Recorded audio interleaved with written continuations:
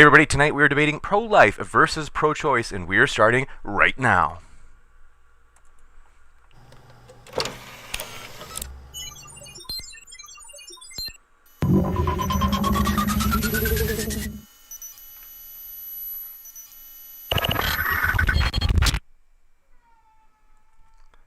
Ladies and gentlemen, thrilled to have you here for this epic debate. It is going to be a blast tonight, folks. We are just thrilled to have you here, and want to let you know, if it's your first time here at Modern Day Debate, we are a neutral platform hosting debates on science, religion, and politics. And so, if you love juicy, controversial debates, if you are sick in the head like us, I want you to consider hitting that subscribe button, as we have plenty more sick and juicy controversial debates coming up. As an example, you guys, on the far right side of your screen, you will see, I should say in the bottom right corner, you will see the poster for our upcoming debate on January 18th. This is against Michael Shermer going against Michael Jones. It's going to be on whether or not Christianity is dangerous, and it's going to be epic, you guys. So we hope you can make it. Also, you are seeing, as of right now, on the far right side of your screen, that is our Kickstarter fundraiser new stretch goal. We hit our goal, you guys. I am thrilled. We hit our original goal. It was Friday night. Epic way to bring in the new year, but want to let you know we are now stretching that goal. So in other words, we are now extending it to 3,000 for the grand total of our goal, and we plan on, I'm getting feedback still, so if you have feedback, email me at moderndaydebate@gmail.com, but for that, want to let you know we're considering using that stretch goal to fund a trip down to our friends at the Atheist Experience Studio, as we've really enjoyed it in the past. I think people, based on the average view times, loved the debate with Matt Dillahunty in person. So that is what we were planning on using that stretch goal for. And so if you have not yet contributed to the Kickstarter to watch next Friday's debate between Michael Shermer and Mike Jones live, well, that link is in the description and waiting for you. Also, thrilled, you guys. This is going to be really fun tonight. It's going to be epic. Here's how it's going to go. Kay is going to go first with a flexible, roughly 10 to 12 minute opening statement, followed by my boy TJump. He will be going with his 10 to 12 minute opening statement, followed by open conversation. And Q&A will be following that. So if you happen to have a question, feel free to fire a question in the live chat. And if you tag me with @ModernDayDebate, it makes it easier for me to get every question in that Q&A list. So we are thrilled, you guys. This is going to be a blast. Thrilled to have all of you here, no matter what walk of life you're from. We really do mean that.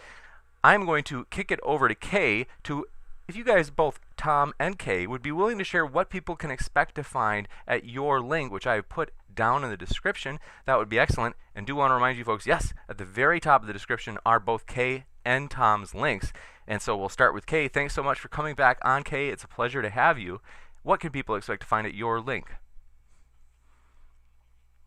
Probably, I'm guessing you probably linked my Twitter in my link. What you can find there is basically just me giving my opinion on various topics. I'm known as a pro-life activist, but I have varying opinions on any number of topics. So if you go and click the link to my Twitter, I give my opinions very wholeheartedly, but I'm always open to discussion on anything that I state. I stand by what I put out there, but I'm always open to hearing other forms of opinion. You got it. Thank you very much. And TJump, glad to have you back as well. What can people expect to find at your link? Yeah, I tame bees. I grow them on my YouTube channel. I teach you how to tame bees. There's amazing facts about bees, like honeybees eat fruit and the female bees leave the nest. And if you haven't ever heard this before, you should just ask the Quran, and just makes you magical. You're a superior being if you know these 4 facts about bees. So go to my YouTube channel to see bees. You serious, Tom? All right, thank you very much. We are really excited. This is going to be a blast. But yes, both Kay and Tom are longtime friends of the channel, so we're thrilled to have them on here with us. I have high expectations. This is going to be great. I know it. Believe me, it's going to be tremendous. We will kick it off with Kay. Thank you so much. The floor is all yours. Yeah, so you always give me 10 to 12 minutes in these opening statements, and sorry, my son is awake. Uh, my topic on my opinion on the topic is really just pretty simple. I believe that life begins at fertilization, as science teaches us, and that all human life is valuable and that it should be protected from the beginning of life to the very end of life. And that's why I've always been staunchly anti-abortion. I think that these are the most vulnerable and innocent of our species, and that we, as born people with the ability to speak and have conversation and give our opinions on things, it is our job to stand up for them because they don't have the ability to do that. And so I've dedicated a lot of my time and a lot of my effort and pretty much my life's energy into speaking up for them and making sure that they are a protected class because they are human beings and their life is valuable. And there's wiggle room to have a conversation about the ethics of abortion or the morality of abortion, but bottom line, it comes down to that these are human beings. They are part of our species, and I believe that they deserve not just to be legally protected, but for society as a whole to stand up and say that it's morally acceptable to protect these human beings because they have no ability to do that for themselves.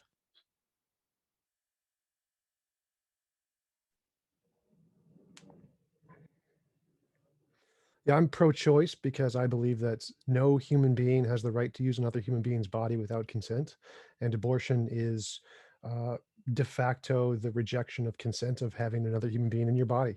So I think that women should have the right, or and men too, if they could get pregnant, have the right to remove any other human being in their body with because no one has a right to use your body without your consent. I grant that a fetus is alive. I mean, technically, all of our cells are alive, so life begins before conception, but consciousness doesn't.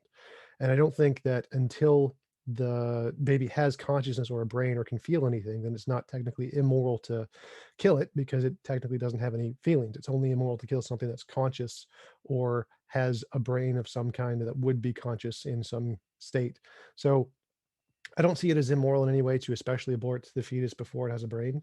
But even if we grant that the baby has a consciousness at conception, it would still be justifiable for the mother to abort the baby because, again, no human being has the right to use another human being's body without consent. It would just be slavery to enforce that. So I think that even though it would be immoral to kill that person, just like it's immoral to kill someone in self defense, because I think it's immoral to kill anyone for any reason ever, it's justifiable because if you are protecting your own body from another person using it, it is justified to kill someone in self-defense, even if the person is going to harm you without recognizing it. So I think that abortion is justifiable, even if even if the baby is considered alive and conscious and a human. If we just thought about it as if an adult was inside of you and was growing, you would have the right to remove them because they're in your body. Or one of another thought experiment is the violinist thought experiment. I forget which philosopher posted that, but it's the idea that if you wake up one day in a room and you're connected to to keep another human being alive, you have the right to disconnect yourself, even if it will kill them, because you have a right to your body. You have sovereignty over your parts, and no one has a right to use those parts without your consent. And that's why I'm pro-choice. I will yield the floor. Thank you very much. I want to remind you, folks, both of our guests are linked in the description, and we will open up the open conversation. Thanks so much, both of you. Yeah, so I guess I'll just kick it off. So for me, I struggle with the idea that we place value on a human being based on, a location, point of development, whether or not they have a consciousness. To me, that kind of opens up the floor to doing that with all human persons and basing how we view them and whether or not they are valuable or whether or not they are important based on what they do for us as a society and as individuals. um Kind of, this is a human being and this is a person that deserves to be protected because I can see them, I can interact with them, I can feel that they are people, so therefore they have value to me, therefore they should be a protected class. I'm not sure what you mean because I hold all humans to the exact same standard and not just humans, any living creature. I think if it has consciousness, it has value. So, I mean, if it didn't have consciousness, it would just be essentially a cancer mass and no different. So I don't think at that point it would be considered human.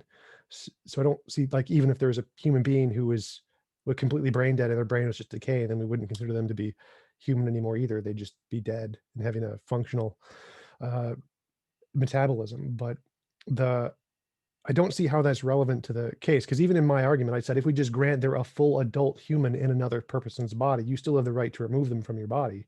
So I'm granting they're completely human and alive and conscious. It's still justifiable to remove them from your body if they're in there without your consent. But as a society, can we not hold parents to like a similar standard? Like you use the correlation of like slavery, saying that if we were to make abortion illegal and essentially say that women could not end the pregnancies that they did not want, it would be tantamount to slavery. So would you kind of push that off in the same direction as a born child, because we are required to take care of our children once they are born as well? If you didn't give it up for adoption, then you're contractually obligated. You've agreed, you've consented to take care of the child. But so after it's born, you wouldn't be able to do that. You would be able to give it up to adoption. But if it's uh, living, required for life to be inside of you and to take your resources, then you are justified in removing it. If there was a way to remove it without killing it, then that would be the morally more justified thing to do. The only reason to kill is because they're required to take your resources. They can't live outside of you. If there was a way to just transfer it, that would be the preferable thing, but we don't have a way to do that yet. So it's the same thing applies whether it's a live baby or a someone inside of another body. You still have you apply the same rights either way. The only difference being is that you don't need to kill a baby if it's outside of you to get it out. You can just give it up for adoption. So that would be the only difference there, is that one is inside of you and requires your resources to live, and so its death is only going to be a result of removing it from you, whereas the baby outside of you can just be given up for adoption and it won't cause you any physical harm that way, and so there's no reason to kill it. It would be immoral to kill it in that case, just like it would be immoral for a doctor nowadays to cut your leg off instead of giving you an antibacterial for an infection, for the exact same reason. Because we can simply just give the child up for adoption without killing it, it would be immoral to kill it, since there is a way to remedy the stress on you without causing excess suffering. Whereas if the person is inside of you, that isn't really possible. Okay, but like when in like society we allow things like adoption, or in many cases like safe haven laws, we allow that transfer of responsibility from a parent to another human being, Can simply just specifically for the sake of protecting the child's well-being, their safety, because if you look back through history, like safe haven laws came about for the express purpose of women were leaving their babies in the middle of the road or in dumpsters or in toilets, where because they didn't feel like they didn't have a safe environment to leave that baby with somebody else and transfer that responsibility of the child. So we do hold parents to a certain moral standard as a society to take care of their children until it is safe to transfer that responsibility. That goes for born children. I don't understand why it shouldn't go for preborn humans. Well, I'm not sure how that addresses my point. So again, because it's outside of your body, you can easily give it up without causing any damage. But if it's inside of your body, you have the right to remove it from the inside of your body because it's your body. You don't have the right to damage the baby's body once it's outside of you because it's not in you anymore. So the only reason, like, you wouldn't be able to kill another human being if they're just standing in front of you in the streets. But if they're literally inside of you, then yeah, you could remove them even if it kills them because it's self-defense. So the only justification here is that if they're literally inside of you, which you have complete sovereignty over yourself, then you have the right to remove them from being inside of you. That's the difference. But I mean, I know it's a cliche thing to say, and I try to avoid using this cliche term whenever I'm discussing abortion, but to an extent, you do have to admit that whenever you consent to an act such as sexual interactions, that you do consent to any potential outcome of that sexual interaction. So part of the potential outcome of being sexually active is getting pregnant. Pregnancy is what happens whenever the body functions exactly how it is supposed to. Sex is derived for the purpose of procreating. So consent to sex to an extent is consent to a pregnancy developing from that sexual interaction. Well, I totally disagree with that. I mean, the fact that evolution has a mechanism that it devised that I don't consent to doesn't mean I'm contractually obligated to abide by that thing that it designed. Like going to the beach and laying in the sun can cause cancer. That doesn't mean I consent to cancer. Smoking can cause cancer. It doesn't mean I consent to smoking. Eating food can cause you to choke to death. That doesn't mean I consent to choking to death. The fact that there are physical or biological consequences to an action does not mean that I consent to those consequences by doing the action. There are many, many consequences that we mitigate through pretty much everything we do because we don't consent to the consequences of nature. The fact that nature has imposed things on us against our will is also immoral in my view. And so there's no obligation to abide by nature's impositions on us. That's irrelevant. I think it's a appeal to the purpose. I don't remember what the fallacy is called anymore, but you can't appeal to the fact that nature, a naturalistic fallacy to say, well, nature did it this way, therefore we're obligated to abide by nature's rules. Like, no, we're not. We have every right. Like, for example, the example I normally use is imagine if eating cheeseburgers caused us to get pregnant with some kind of a being. Well, does that mean that we're obligated to take responsibility for this being every time we eat a cheeseburger? Well, no. Like, we have a right to eat cheeseburgers, or if we're vegan, a vegan cheeseburger whenever we want, and we don't have any obligation to abide by nature's rules if it implants other people in us without our consent.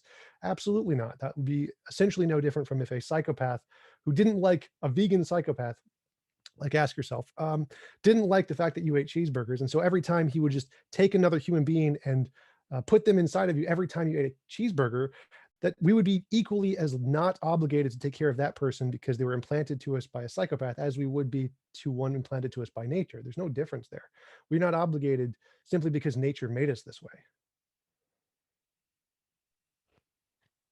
Where I struggle with that because the comparison is, if you can, if you like you're how you put out like choking, like if you decided to eat something doesn't mean that you consented to choking. Well, that's when something goes absolutely wrong when with an action.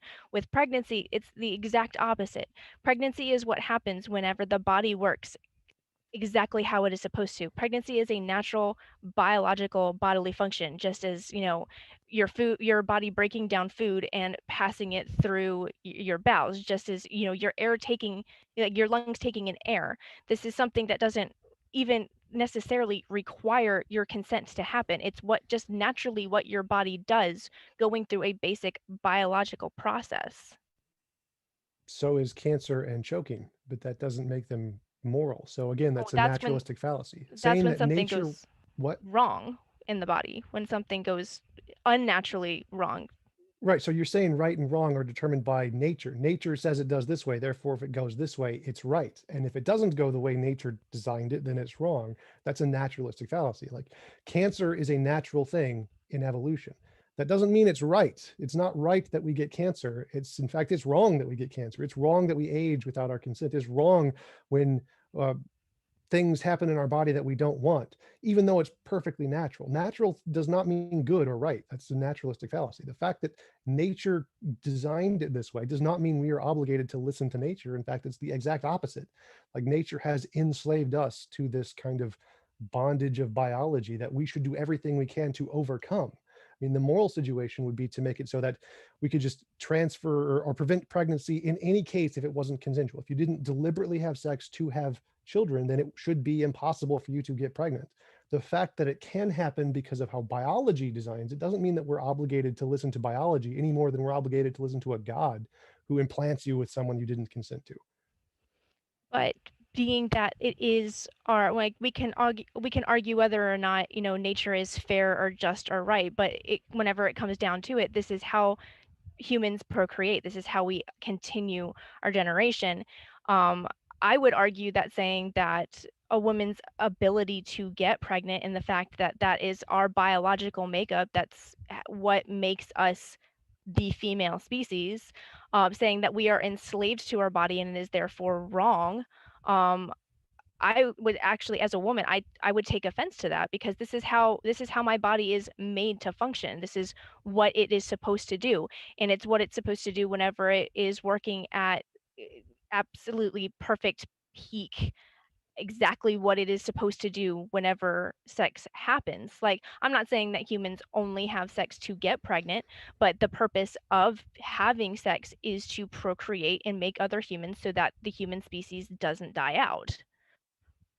So anytime you say the purpose of some biological thing, that is just literally a naturalistic fallacy. You can't say that something is good or right because of it. This is how it happens in nature.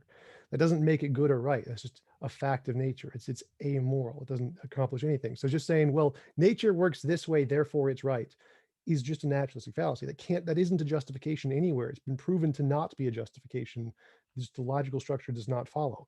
It would be no different to say that, well, if you did eat the cheeseburger and a god being punished you by implanting you, well, then you're obligated to take on that impregnated thing because you ate the cheeseburger, and that's the way God deigns it to be. Obviously not. That's obviously slavery. If some external being decides that, well, you doing this thing is going to make you be impregnated, and therefore I'm going to impregnate you anytime you do this thing, that is slavery if you don't consent to it. Now, of course, if you consent, it's not slavery. So like, I wouldn't call Christians slaves to a god because they consent to worshiping the god. But if someone who isn't a Christian is forced to abide by the god's rules, that's slavery. So in the case of a woman who is totally fine with consensually having sex and getting pregnant, that wouldn't be slavery. But it is slavery for someone who does not consent to that, to be imposed on the same rules, to say they're obligated to abide by this super powerful being that they had no say in, that is forcing them to abide by this consequence they didn't choose. That is slavery. So obviously this wouldn't apply to all women. It's not all women that would be slaves if they do consent to it, but it would apply equally to women who don't. They would be slaves because they don't consent to it, and apply to men too if they have other biological consequences. So it's not about all women are slaves because of biology. It's all women who don't want to get pregnant after sex are slaves to biology if it forces them to get pregnant without their consent. Just like all humans would be slaves to a god if it forced us some kind of consequence on us that we didn't consent to. There's no difference here between biology and an evil, malicious god being. And so we are equally as not obligated to abide by the laws of nature as we are not obligated to abide by the laws of a god that imposed them on us without our consent. And saying that, well, that's just how nature works is no different than saying, oh, well, that's just how God deigns it to be. And so it's okay because, well, God drowned millions of babies. That's just his nature. So it's totally okay. Then, well, no, it's not. Just because nature works that way does not mean it's good. And it's not a justification to say that, well, because nature working that way produces it, therefore it's right. And we're supposed to abide by this. That's a naturalistic fallacy. That doesn't work. But the way that you look at how consent works, like you bring up, I did not consent to choking if I eat something and I accidentally choke. Well, no, you do not consent to choking, but you consent to it being the possibility that you could choke if you ate food. The same logic follows whenever you consent to have intercourse. One of the potential outcomes of having intercourse means that you could possibly and potentially get pregnant. So whenever I Sure. say that consent to sex is consent to pregnancy, you are consenting whenever you enter into, unless you have absolutely no understanding of how sex works, you are consenting to every potential outcome. It's like saying that I consented to sex, but I didn't consent to getting, an STD. You consented to every possible outcome of having sex. And whenever you're talking about this is another human life, so it's not just as simple of, I had sex, I got pregnant, I didn't want to get pregnant, so therefore I should just be able to wipe away any outcome of that that choice that I made because I did not like the outcome of the choice that I made. Well, like your example of choking, like, yes, when I eat a cheeseburger, I obviously can know that that it's a possibility that I choke, but I'm not consenting choking to death. Like, it would be good for someone to save me if I'm choking. I clearly don't want to choke. And the same thing applies to pregnancy. Even though you know that you can get pregnant by the action, it doesn't mean you consent to 9 months of pregnancy and having a child, and you should abort the baby or have the right to abort the baby in the same way that you should have the right to abort the choking thing in the middle of your throat because it's not what you wanted to. And saying that, well, having sex consents to pregnancy is like saying, well, being a Jew consent and being in Germany consents to being gassed. No, it doesn't. The fact that you are imposed upon this extra thing just because you knew it was a possibility doesn't mean you consent to that possibility. Like, people go skateboarding, does that mean they consent to having their legs broken? Or people go to the beach, does that mean they consent to getting cancer? No, absolutely not. Those are things that are imposed upon us against our will by nature. We didn't choose these things. And if we could, we'd get rid of them instantly. And that's how we can show it's not consensual. We can say, if we had the option to choose a beach that had no chance of getting cancer, but equally as fun, and a beach that had getting cancer, most people would consent to the beach with no cancer every single time. And the same thing would apply to pregnancy, which is why we use condoms for the most part, but they don't always work. So the fact that people would, in pretty much every case, choose the case where there isn't the consequence shows it's not consensual. And in fact, that's kind of the whole point of abortion, is that they're not consenting to the pregnancy. So you can't say they consent to pregnancy by having sex, because the whole point of abortion is that they don't consent. So it's contradictory to say that they can consent to a secondary consequence that they're literally not consenting to. So in that case, your argument doesn't make sense. I mean, I totally agree that, yeah, we can compare these two, between the choking and the baby, that if you do this physical action, you know there's going to be a physical consequence.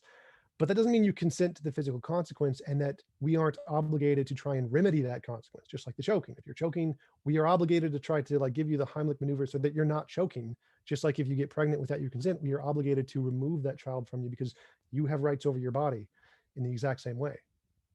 But I go back to, again, the difference being that, if you're choking and somebody gives you the Heimlich remover, they are saving you from choking on a piece of food or whatever, and they are saving you from death. The same moral argument cannot be made whenever you are taking a very literal human being that exists, that is alive. Science tells us that it is alive from the moment of conception. A new human being begins to exist, and wiping that human being from existence. We can make the comparison about whether or not, you consented to a secondary outcome, a secondary consequences of an action that you took, knowing that that is a potential outcome. But it comes down to the moral difference between a piece of food and another human being, another human life. And then you have conflicting human rights violations here. You say that a woman has a right to her body, therefore she has the right to have an abortion if she does not want to be pregnant. Well, that human being that's living in her body also has the right to life and did not consent to being put there in the first place, and obviously cannot consent to being removed at their demise, at very literal death. Oh, absolutely. I totally agree. I think that the child being placed into another human being without its consent is also immoral, but the parents didn't do that. The biology did, the nature did. Nature is the one who did the immoral action there. So it's just like my example. If you say, I eat a cheeseburger and some mad scientist implants me with another human being, clearly that's not my fault. Like, I didn't do the evil thing here. I didn't implant the other person into me deliberately. Some evil scientist did. The evil scientist is the evil one. They are the one responsible for the death, not me. And you mentioned that uh, the fact that it's a difference between a cheeseburger isn't alive and a child is alive, well, that wouldn't make any difference. So if you imagine that if someone was choking you accidentally, like if someone fell on you and was just leaning on your neck and they were unconscious and couldn't do it deliberately, you would have a right to kill them, to remove them, to save your life. So it doesn't matter if they're conscious or not. If they're choking you, you have a right to stop them. And pregnancy was one of the leading causes of death for pretty much women for most of history until we got antibiotics. So it is pretty much analogous to that. And it causes what the technical term is great bodily harm, for sure. Like if you imagine a person taking a bowling ball and shoving it up inside of your butt or whatever, that would cause equal damage to men and women as pregnancy. And if someone did that, you would have a right to kill them in self-defense, because that's great bodily harm to your body, which is one of the criterion of what justifies lethal use of force. So all of those cases can be paralleled, whether it's a conscious being or a cheeseburger, an unconscious thing. So that doesn't really change my analogy. It still works either way, that if a conscious alive being, which, I mean, all of our cells are alive, so it's not really a big deal, if that thing unintentionally was going to cause you great bodily harm, you would have the right to use deadly force to stop it in self-defense, regardless of whether or not it knowingly does it, and regardless of whether or not it's the fault of the child. Like, again, if an evil scientist does this, if an evil scientist hooks you up to another human being that your blood is keeping them alive, you have a right to disconnect, and their death isn't your fault. It's the evil scientist's fault, and the evil scientist here is nature and biology. That's the evil one. But we can't, I mean, in all logic, we can say that, we are slaves to biology in this house, how, regardless of, whether or not you believe in in a higher power, or whether or not you believe in evolution and we're just, beings existing. We can't make an enemy out of our basic human biology. We can't say, well, this is how nature, this is what nature has saddled us with. It sucks and it's unfortunate, because then we have to get into the moral argument of it. And I try not to bring in like the moral argument. I like to argue abortion objectively, but morally as a society, what we have and have not allowed to be considered acceptable, these moral absolutes that we have placed, in order to be able to live in what we would categorize as a civilized society. One of those moral absolutes would be that killing other human beings is wrong. And yes, you do bring up the argument of self-defense, but as a society, there's a difference between saying, this is something that is morally abhorrent. It's a horrible thing. This is a human being that is being starved, poisoned at some points of pregnancy, depending on how far along you are during whenever you get the abortion, sometimes being literally ripped apart, pulled apart piece by piece. This is something that is morally abhorrent, but we should allow it to take place because of X, Y, and Z reason. I could, to an extent, understand that argument, but there's a difference between saying that this is morally wrong, but we should allow it to take place because, like you said, pregnancy, like our maternal mortality rate here in the United States is absolutely insane. It is so incredibly disgusting that we are like one of the most advanced countries in the entire world, and we have so many women dying of what you might even call natural causes, because pregnancy is a very, very natural biological process, and yet we can't figure out how to keep women from dying from something that their bodies are meant to do. But say somebody breaks into my house and I shoot them in self-defense because I don't know what their intentions are, and it turns out that they were unarmed, they were a kid, they were mentally unstable, they were tripping out on drugs, for whatever reason. As a society, we know that yes, I had the moral right to kill them because I didn't know what the outcome was, but it's still a horrible thing that happened, and another human life was ended. But that's not what we see in society today. We see abortion being pushed as not just something that's morally justified, but something that's good, that's okay, that we should be pushing on women, as a solution to not just not wanting to be pregnant, but being in situations where a child is might be disabled or might have some type of handicap. And then we're getting into like pretty much straight up eugenics. Like abortion is being used as a form of eugenics at this point.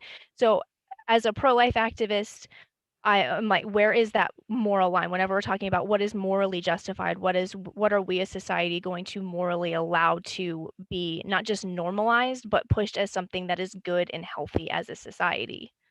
Right, like I agreed in the beginning that killing anyone for any reason is immoral. So I grant that the child is a living human being and killing it is immoral. But like I mentioned in the evil doctor analogy, we're not the ones doing the immoral thing. It was the doctor for placing it in us without our consent. So yes, I grant that killing any human being ever for any reason is always immoral. But it's kind of like my doctor analogy. If you imagine being a doctor in the 1800s and someone has a bullet wound in the leg, your best option is to cut off the leg. If a doctor did that today, it would be immoral. We'd immediately throw him in prison for like 40 years for unaggravated assault, essentially, because you could just give someone an antibiotic and that would cure them. But 200 years ago, that was the most moral thing you could do because you only had that level of technology to be able to heal the wound in that way was the best you could do.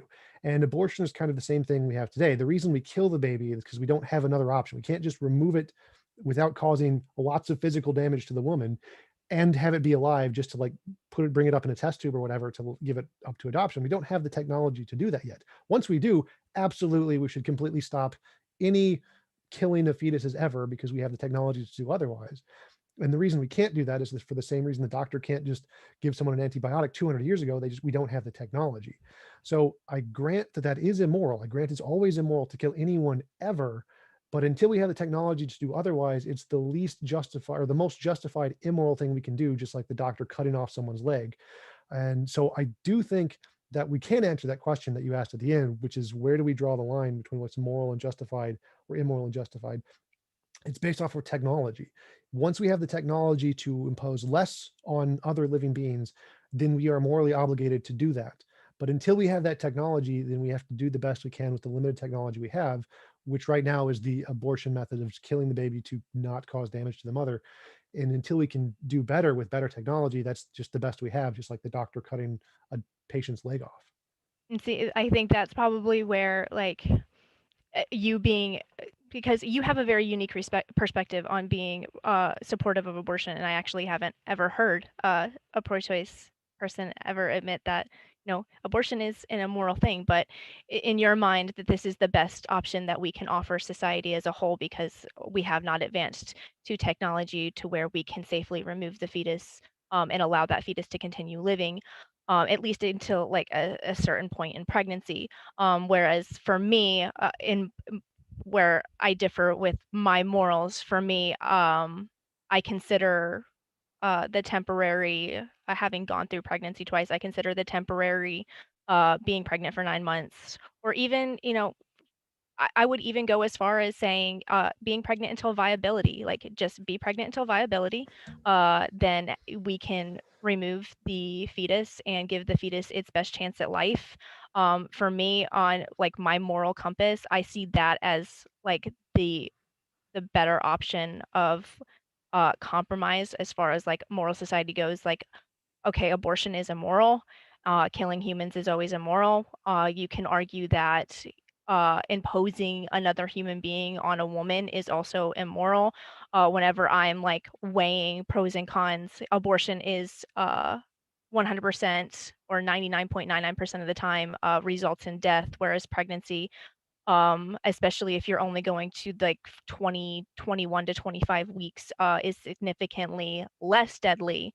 I would argue that if we're weighing the pros and cons or morality of it, I would say that having women be pregnant for five, 6 months, and then removing the fetus and allowing the fetus to have their best chance at life outside the womb whenever they are able to survive would be the moral, like the best we can do as far as morals go for a civilized society until we are able to garner the technology to where as soon as a woman finds out she's pregnant, doesn't want to be, we can remove that embryo, put it in a test tube, put it in one of those little pod things that we're trying to advance right now, and give them their best chance at life. For me, whenever we're arguing what is and not immoral, what is more immoral, um, my stance would be the one that is less likely to result in the death of a human being would be the more moral option. That doesn't make sense to me because like gunshots, 92% of gunshots are non-fatal. But if someone points a gun at you, I don't think it's reasonable to say, well, most of them you survive, so I should just let him shoot me because killing him would be definitely less likely to more likely to cause more death than if I let him shoot me because most gunshots survive. I don't think that actually makes sense. I think that if someone is going to shoot you and it's going to cause essentially 4 to 9 months of you being in the hospital or having severe back pain or severe bodily injury that in many cases will cost you your job and your relationships and lots of money and lots of things that you have no control over that could completely destroy your life, especially if you're impoverished. I don't think that it's justified to say, well, it's not going to kill me, so I'll just live with it. I don't think that's a good justification to define what's moral. But the difference being that, yes, okay, pregnancy can have complications, and it's something that we should definitely do more research into to say, why are we having so many complications in pregnancy? Because it is so natural. This is something that a woman's body is designed to do. So why are there so many why do women face so many problems in going through this biological process? But whenever somebody points a gun at you, they are a direct threat to your life and your safety, whereas the argument of whether a fetus poses a direct threat to your health and safety, I think that's more of a gray area and it's more subjective than it is objective because a fetus did not ask to be put inside you. This is a natural biological process, and many women go through pregnancy without any complications whatsoever. And whenever you're making the argument of she only has to go through like half the pregnancy and then have the fetus safely removed to give them their best chance at life, Um, I struggle with the idea that, we should still allow them to abort and guarantee that that fetus is going to die, to protect them from any minor complications that they might have, in the first 5 months of pregnancy. Now, if we were to ever implement this, and say she did have something like preeclampsia can come up in the first 5 months of pregnancy to where it literally comes down to, we need to have this fetus removed or this woman is going to die.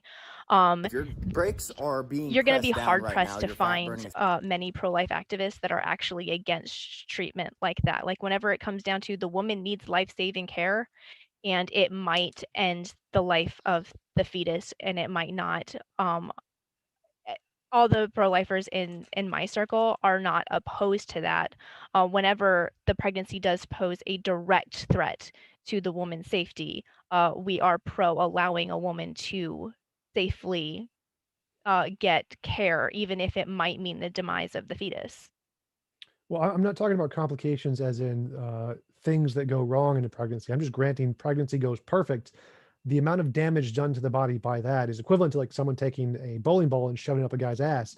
There is a lot of damage there. That is not that itself is a complication. That itself would qualify as great bodily harm, just the pregnancy going perfectly.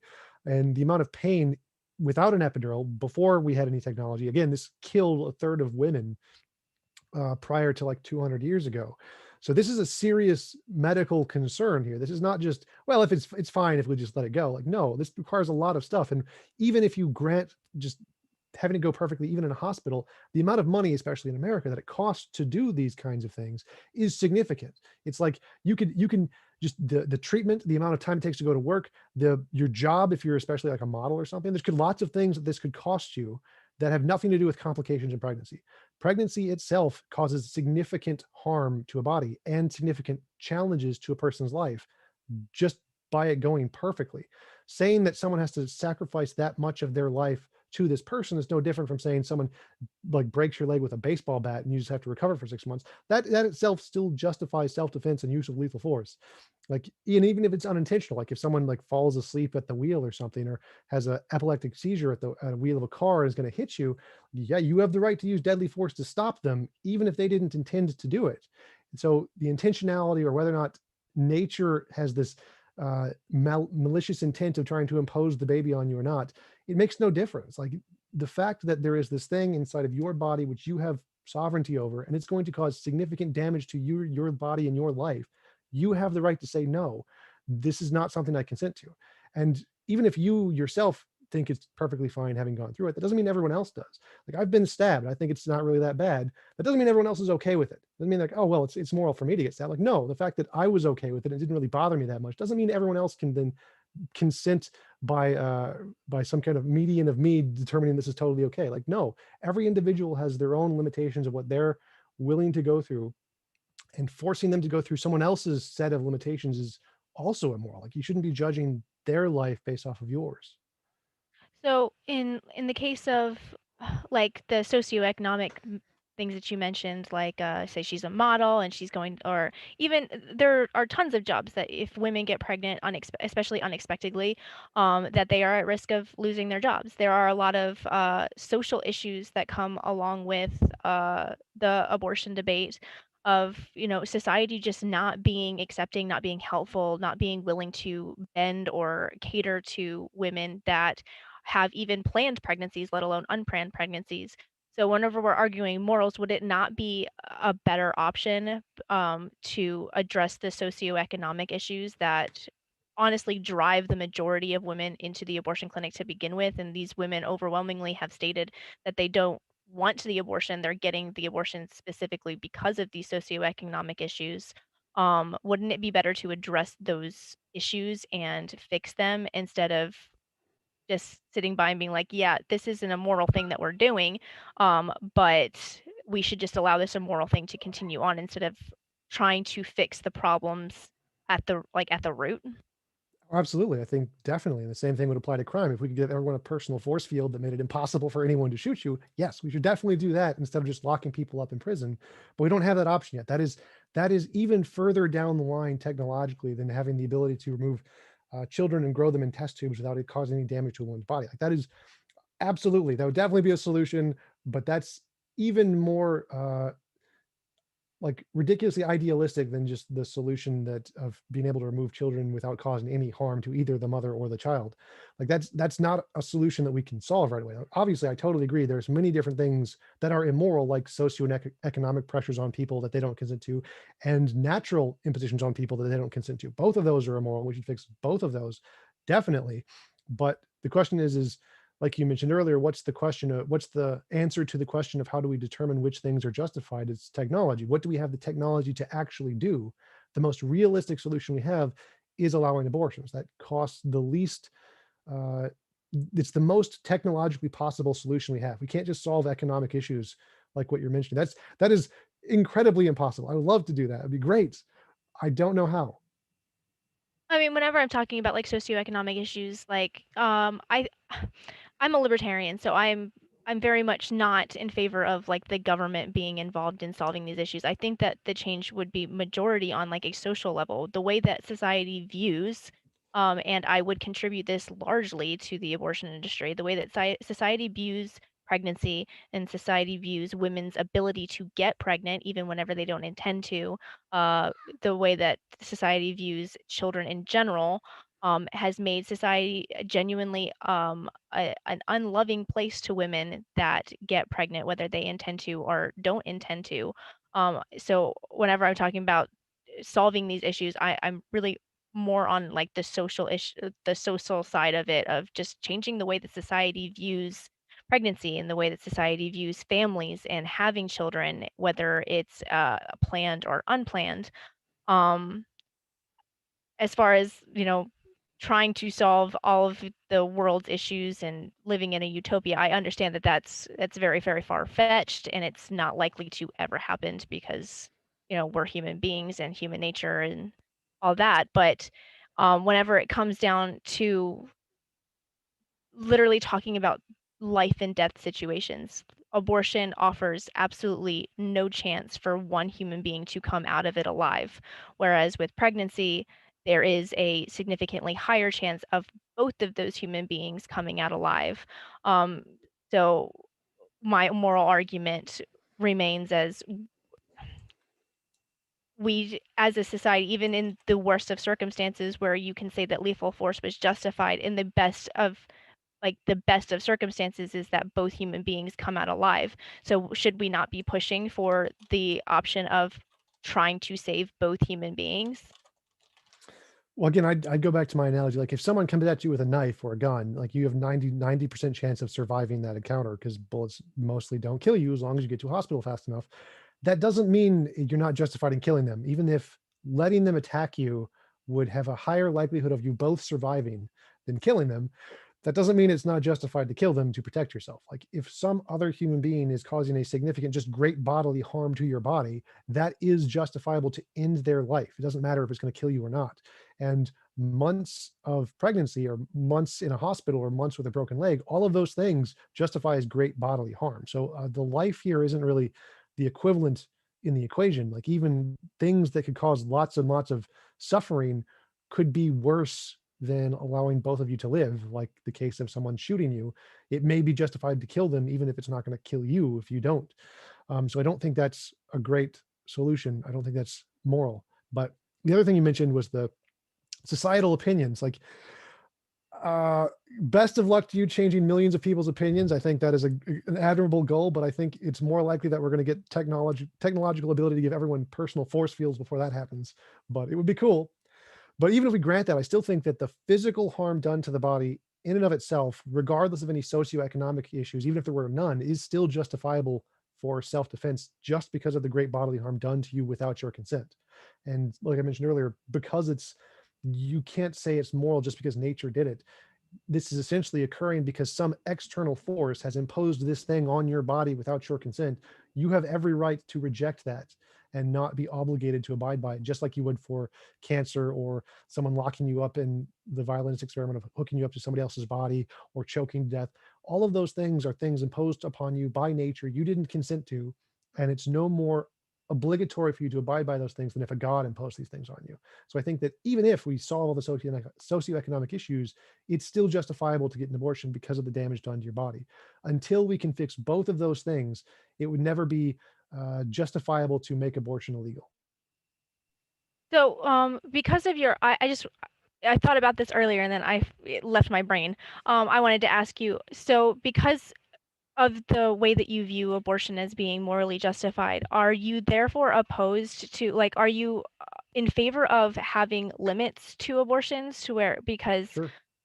like viability, because the fetus can survive outside of the womb, we should not allow abortions to take place after that?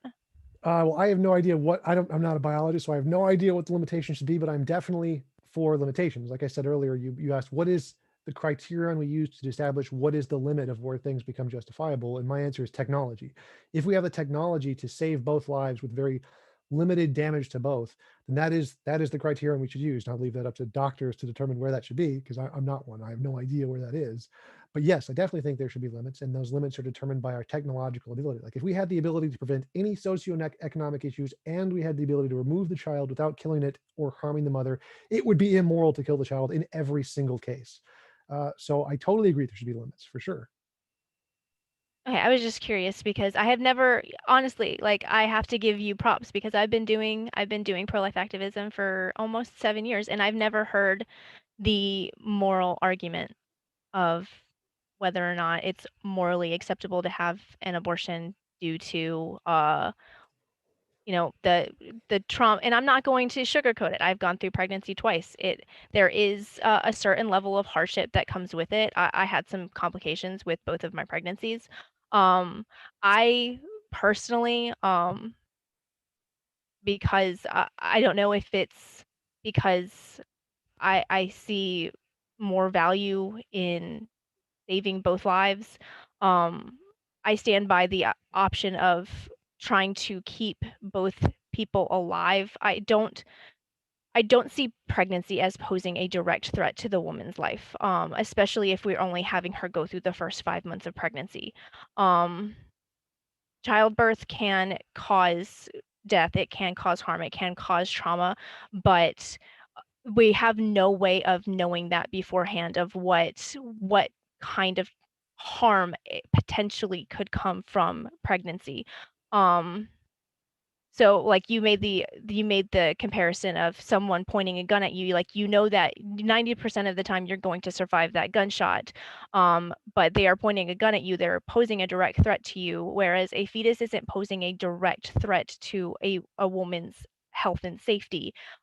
We know that pregnancy can cause bodily harm, but we don't know if it will cause bodily harm. So I would say that really the moral equivalent would be, somebody walking in and you see that they have a gun on them and they know that they could shoot you and that could cause you bodily harm. So you're just going to go ahead and shoot them because they could possibly shoot you and cause bodily harm. They could possibly kill you. Whereas a fetus, I don't see them as posing a direct threat to a woman's health and safety. Well, when you think about pregnancy and having no doctors, no medical treatment at all, the death rate for pregnancy is like 30%. It's huge. It's significantly deadly. Same with gunshots. If you get no medical treatment, it's about 30%. If you get shot, you're dead because of blood loss. So they're actually really comparable if you don't include medical treatment. But if you include medical treatment, then they're also pretty close to comparable, because if you get a doctor, then they'll be able to save your life. So I actually see those as actually really comparable examples. Like if someone's pointing the gun at you, and you can think, well, if they shoot me and I get to a hospital, I'll probably survive. That's pretty much the same as saying having a pregnancy and say, well, as long as I get to a hospital, I'll survive, so it's okay. But when you take away that hospital, you realize they're actually the same. Like if you're in a like pygmy tribe in Africa and you get pregnant, like you don't have good chances here. This is going to cause significant damage to your body. You're going to have very good chances of getting an infection. You will probably die in many cases. This is not a safe thing to occur. And so I don't see how that isn't comparable to the gunshot example when it seems pretty much exactly comparable. Because like you make the comparison of like if you get shot and you make it to a hospital, like there's a very, very good chance of you surviving. Um, Pregnancies are overwhelmingly, unless you have absolutely zero access to prenatal care, which I'm very much pro, like everybody should have access to healthcare. Um, if you have access to prenatal care and you are having that pregnancy monitored most of the time, every 2 weeks, sometimes week to week, making sure that everything is going the way that it is supposed to, because pregnancy is a natural occurrence. The body is just going through a biological process. Um, like you said, there's a very, very minimal chance of anything going wrong. And if something does go wrong, there is the ability to intervene almost immediately, get medication, get uh, whether if like I said, I am very much pro if the woman absolutely has to have the fetus removed in order to save her life, then at that point the fetus is posing a direct threat to her health and safety. It comes down to the woman is going to die if we do not have this fetus removed. They are posing a direct threat to her health, her safety, and her life, and therefore we have to have the fetus removed. That like very much like ectopic pregnancies, for example, there is absolutely zero chance of both human beings surviving this. Therefore, one has to be removed from the equation. And if it happens before 21, 22 weeks, the fetus has absolutely zero chance of survival. Therefore, you have to choose the woman because she is the only one that can survive in that situation. Okay, so imagine that we're in a hospital and someone's pointing a gun at you, and so you know you're going to get medical treatment. Someone's going to be there to treat you. You will probably not die from this. Is it immoral to kill the person in self-defense in that case? Because, well, you're in the hospital, so it's probably not going to kill you. No, but again, like there's a person pointing a gun at you. They are causing, like they are a direct threat to your health. Whereas a fetus, we don't know if they're going to cause any type of bodily harm if we allow them to continue gestating. Well, I'm not sure what you mean here because the physical damage is about equivalent. So even if we can get rid of the intention, just say it happens by chance, someone is waving a gun around during an epileptic shock. It was one of the cops. He was there to protect people, and he has an epileptic shock, and he's pointing a gun at you. The intention doesn't matter here. The only thing I'm comparing is the physical damage to the body. The act of getting pregnant. What occurs physically in the body is you have a mass that is growing in your body that causes significant damage to the body inside of you because there's a thing growing, like a bowling ball sized thing inside of you. That's pretty significant damage. Like if you just imagine someone doing that, like an evil doctor just causing equivalent damage to your body without the pregnancy, yeah, you would be able to kill the doctor in self-defense if he was just doing the exact same things to your body. So I don't see how it's different just because, well, nature does it this way and we've had it this way for thousands of years. I don't think, again, that's a naturalistic fallacy. Just saying, well, that's the way nature works doesn't mean it's justifiable to abide by the way nature works. If we just look at the physical damage done to the body by pregnancy and by a doctor who did the exact same things, like, yeah, you would be justified in killing the doctor for sure. I don't see how that would work. Just like you'd be justified in killing the guy who's pointed a gun at you in a hospital, even though you have a high likelihood of surviving.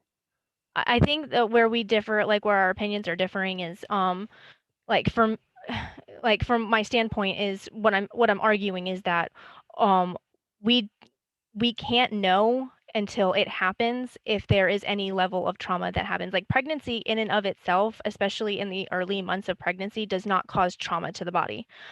Trauma occurs whenever there are complications during pregnancy, and of course childbirth does and can cause bodily trauma. Um, but just like natural gestating, a naturally gestating fetus in the early months of pregnancy, you can have significant complications that cause like severe morning sickness.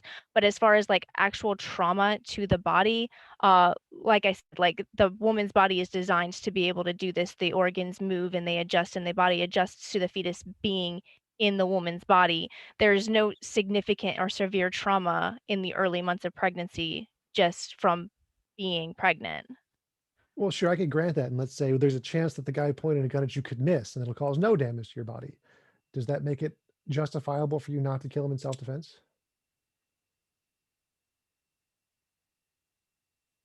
I'm sorry, you cut out there for a sec. Can you hear me? Yeah. So it's like if we imagine the guy with the gun pointed at you in the hospital, he could miss. So if he misses, there's no damage to your body. Does that mean, well, because he could miss and because if he hits you, you're very high likely to succeed to survive because you're in a hospital? Does that mean it's immoral for you to kill him in self-defense? No, it's not immoral for you to kill somebody that is is posing a direct threat to your health and safety, but I don't think that the same argument can be made for a fetus that is just existing. And we do know that there could possibly be trauma to a pregnancy, but that trauma is not imminent and it might never happen. They're not posing a direct threat to a woman by just gestating. So what's the difference between the examples? So for example, we have a gun and a guy's pointed at you. He could miss, and maybe the pregnancy could cause no damage. Both of those are possibilities. Or there's chances that they could cause significant harm if they're not treated and they kill you, which happens many cases all over the world, pre-industrial age. Or we get treatment and they're both likely to not hurt you at about the same rate. It seems like they're the same in all the three cases. I'm not seeing the difference here. The difference is being that I don't know how I could word this differently so we're not going just round and round in circles.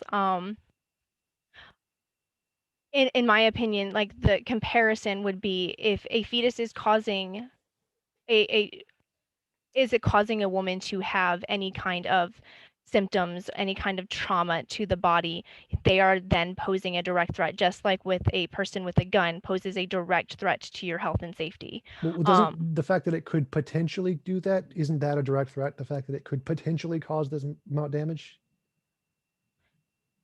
No, because like anything could potentially cause damage. Like I could get into my car and potentially get in a car accident of no fault of my own, but me getting into my car isn't have cause like me being in a car accident. Like I'm not going through trauma just by being in my car. Whereas just like with a pregnancy, they're not posing a direct threat to the woman's health and safety by something that could potentially happen. How is that different from a gun being pointed at you? Because it could potentially be shot, but it isn't actually being shot yet. Because a person pointing a gun at you is directly threatening you. Well, again, it could be like an epileptic seizure and the guy's doing it accidentally. So how is that different from the potential of the bullet shooting you and the potential of a pregnancy causing physical complications? Those seem to be the same because they're both potential. They may not, and they may do it. And the fact that there is a potential there with a pretty significant probability seems like, yeah, you seem justified in stopping that person using deadly force. Yeah, but like if a person, okay, he has an epileptic seizure and he happens to point a gun at you, the gun is still being pointed at you and posing a direct threat to your health and safety. Whether or not he's intending to point it at you, he is still pointing it at you. Like that direct threat to your health and safety is there. Like, Okay, so imagine instead of a baby, you have a bomb inside of you, and the bomb has a 30% chance of going off. That's a potential threat. It may do nothing. It may just be like a pill or something that just passes you without ever noticing. So there's a person going to give you this pill. Is it justified to kill them in self-defense if it has a 30% chance or a 20% chance of going off and killing you? A 10% chance? But the difference of being that it's a bomb and it's a human being, whereas, if you defuse the bomb, you're not directly taking the life of another human being and wiping another human being from existence. Okay, let me change the analogy a bit. So we have a pill with a human being and a bomb in it, and this doctor is going to give you the pill. There's a 10% chance the bomb goes off and kills you both, or damages you significantly, kills the other person, whatever. And you can reject the pill, but it kills the human being. Like, are you justified in rejecting the pill?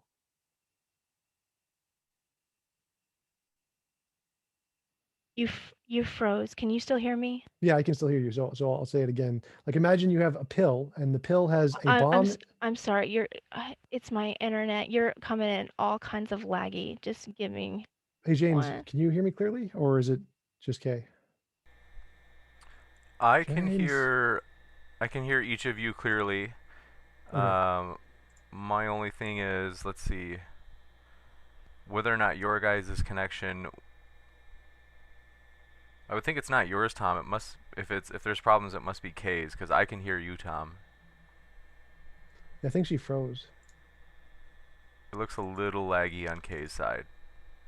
Can you guys hear me? Yes. Yes. Can you hear us? Okay, the picture's back.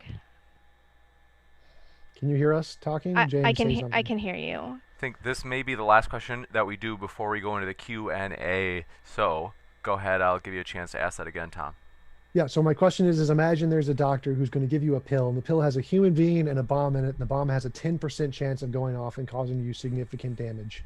would you be justified in killing the pill in self-defense? The pill has a human being in it. Yeah, human being in a bomb, and the doctor's going to give you the pill, and there's a 10% chance the bomb goes off and kills you both, or just the baby inside and causes you physical damage. Would you be justified in killing or slapping the pill away and killing the person in it in self-defense? I guess in this scenario, yes, but I go back to my argument that unless a woman was raped or of no fault of her own, like these are actions that directly resulted in pregnancy taking place that a woman willingly entered into.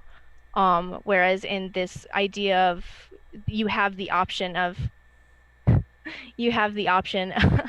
Just push your I'm kid sorry. away. Just He go away. wants he wants so badly to be a part of this conversation. um in this fictional scenario, whenever it comes down to, you know, a direct threat to, like, it's a pill, it's a human being and a bomb. I see that as a direct threat to your health and safety. Like they're putting a bomb inside you. We do want to jump into the Q&A. Want to say thank you as well, folks. We are really excited that during the stream, always encouraging that we actually had, hold on, that's not it. 2 seconds. Let me get to the right picture. We actually had someone become a new pledger for the Is Christianity Dangerous debate coming up. So thank you so much to the new person who pledged. We appreciate that. And jumping into those questions, thanks so much. Appreciate it. This one comes in from old friend Robert Bull. Robert and I got our masters together at Texas Tech. He says, can you ask Kay how 14-year-old girls who get pregnant are morally obligated to keep the baby? Does she believe a child can make a decision that serious? I would argue that making the choice to end another human life and go through the process of an abortion, if you say that she can make one and not the other, I feel like that's kind of a double standard. Consenting to going through a pregnancy and then potentially being able to give that child up for adoption, giving that child their best option, or having her make the decision of ending another human being's life, I see them as being equally as important choices to make. So saying that it's morally wrong to ask a 14-year-old to make one decision, but not morally wrong to ask her to make the other decision, it kind of applies a double standard. You got it. Thanks so much. And this next question comes in from, I thought we had someone, Brian Stevens, appreciate it, said, if TJump knew the mad scientists put organisms in 4% of cheeseburgers, would he bear some responsibility by eating a cheeseburger given this prior knowledge? No, that would all be on the evil mad scientist. Like, we're not obligated to bear responsibility because an evil mad scientist puts like anthrax in a cheeseburger. No, that's clearly the evil mad scientist named Yahweh's fault. Gotcha. And thank you for your question coming in from Steven Steen. How appropriate. As I just showed you guys that here's our car wash scene. I told you regarding this Kickstarter, Steven Steen and TJump and I, no matter what it takes, we'll do a car wash in January, folks. This is footage. This picture right here is Steven Steen, Tom Jump, and myself during our car wash. And so we'll get back to that picture later, but excited that your buddy Steven Steen is here, Tom, and he says, Tom taught me the birds and the bees. We have a 3-year-old, 3 children together, and he is a great dad. Isn't that nice? Yeah, that's where I learned about those 4 bees facts from Nadir. He taught me those. It's what led to this whole thing. You can thank Nadir for this. What a sweet message. All right, next up, this one comes from El Spaghetto. Says, it's too early for this, but Kay, quote, life begins at fertilization? Is a sperm egg cell not alive? What difference does it make that these cells have began replicating into a zygote? The difference being that once a egg and a sperm meets and it is fertilized, a unique human being begins to exist with its own DNA, its own ability to grow into what an adult human being is, whereas an egg by itself cannot do that, a sperm by itself cannot do that. Gotcha. And thanks for your question. Oh, we got that. Michael Dresden. Yes, says TJump getting dunked on yet again. LOL. Okay. These I'm sorry. It's just that some of these are so flagrantly trollish that it's just but stupid or energy I think is a serious one. Says there's no scientific consensus on what is life. So science cannot conform anything quote unquote alive. I'm guessing that's for me. I think so. We don't have anything that says, this is what constitutes life, but we do have the classifications that science uses to classify life. And at the moment of fertilization, it is all written in the unique new human being's genetic code in their DNA, everything that we use to classify life, the the embryo, the blastocyst, the zygote meets at the moment of fertilization. Gotcha. And thank you for your question. This one coming in from Alex Gross. Appreciate it. Says, at the end of the day, pro-life quote-unquote advocates simply do so for personal emotional reasons. Sorry, you can't justify a maxim by appealing to what you think, quote, should be natural, unquote. No new ideas here at all. I mean, I think that we as human beings do a lot of things based on emotions. The reason why we don't allow people to just go out and kill other people is based on the emotional appeal of it's wrong to kill other people. So yes, to an extent, I am very emotional about other humans dying at the hands of other human beings. Gotcha. And to be fair, all logic is also based on emotion. So if you damage the emotional parts of your brain, you can no longer do logic either. So pretty much all of our beliefs are based on emotion. Juicy. And thanks so much for your question. This one coming in from Stupid Horror Energy strikes again. She says, if you think abortion is murder, a miscarriage is manslaughter. What do you think about them apples, Kay? There is a difference between nature just going through its biological process, and it is unfortunate. I have suffered more than one miscarriage, and it is a horrible thing to go through. I would not compare that to intentionally taking the life of a human being, and I think that comparing the two is both unfair and a little bit rude and unfeeling towards women that have gone through miscarriage, that wanted that pregnancy to succeed and didn't. It's very different than intentionally choosing to end your pregnancy. I actually agree with everything she said, but I would like to add one thing there. I think that a miscarriage done by nature is nature killing someone. So I think it is murder of a person that isn't the woman's fault, but it's nature's fault. Nature killed a person there, and so nature or whoever created it is a monster. Okay, thank you very much. From Awkward Saint Senior says, you consent to the risk and possibility of pregnancy. We all know what happens when you engage in the act. I think the act refers to intercourse. Yeah, so that's like saying, well, Jews consent to being gassed because they live in Germany, and well, they know what Hitler does, so clearly it's their fault. Like, no, that's not how consent works. See how long this video stays on YouTube. A lot of trigger words. But Alex Rose, thank you for your question. Says, abortion is relatively pragmatic good. It's a relatively pragmatic good. We are constantly finding new ways to avoid nature imposing us. That's why human life expectancy isn't 25 anymore. K. That's something that I actually agreed with Tom on in this debate, is that I do believe that if there is a way to prevent the horrible things that nature does, then we should be doing it. The reason that I oppose abortion as a solution to women being able to get pregnant whenever they don't want to get pregnant is that abortion ends another human life. Gotcha. Thanks so much. Appreciate your question. This one coming in from Alan Green says, TJump, if a mother doesn't want to breastfeed anymore, her body, her choice, after all, and her baby becomes malnourished as a result, is what she did not immoral? If we have an option to solve the problem without breastfeeding, then she has every right to not breastfeed. So yes, so that's not immoral at all because we have baby solutions. So yeah, you can totally not do that. If after pregnancy you have consented to have a child and then you are under a consensual obligation to take care of the child, you choose not to in the 1800s before we had, then yes, it would be immoral. But because we have the technology to alleviate that now, which is a good thing, then yeah, it's perfectly fine to not breastfeed. That's totally the woman's choice.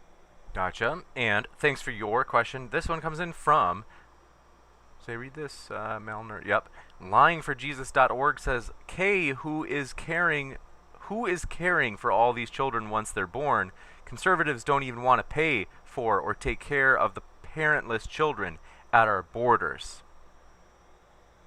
Well, you're going to have a hard time getting me to argue with that. I think that the fact that the majority of pro-lifers are against getting help to women and women in these unplanned pregnancy situations and children that need assistance that are already born. I think that that's abhorrent, and you're going to have a hard time getting me to argue against that. But we don't say that, like, you can't be against puppy mills that murder puppies that don't get adopted because there's nobody to adopt them.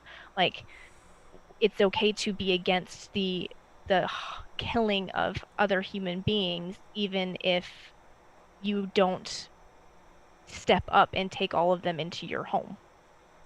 Gotcha. And thanks for your question. This one coming in from Robert Bull for TJump says, can you ask TJump if he believes people should be allowed to abort their fetus without limits? If not, what limits does he believe are immoral or moral? Yeah, Kay asked that earlier. I leave it up to the scientists and biologists who actually understand the topic, which I do not. So I definitely think there should be limits, and the limits are determined by our technological ability to impose the least involuntary imposition of will possible. And so whatever that is, which is determined by the scientists, that is the limit. Gotcha. And Matt Dieter asks, he says, TJump essentially argues pregnancy is equivalent to assault, but he fails to support that proposition. Pregnancy being viewed as assault is subjective. I don't understand the question. Like, the physical ramifications are equivalent to assault. The difference is, well, who caused the assault? Was it another person, a conscious agent, or a non-conscious agent, nature?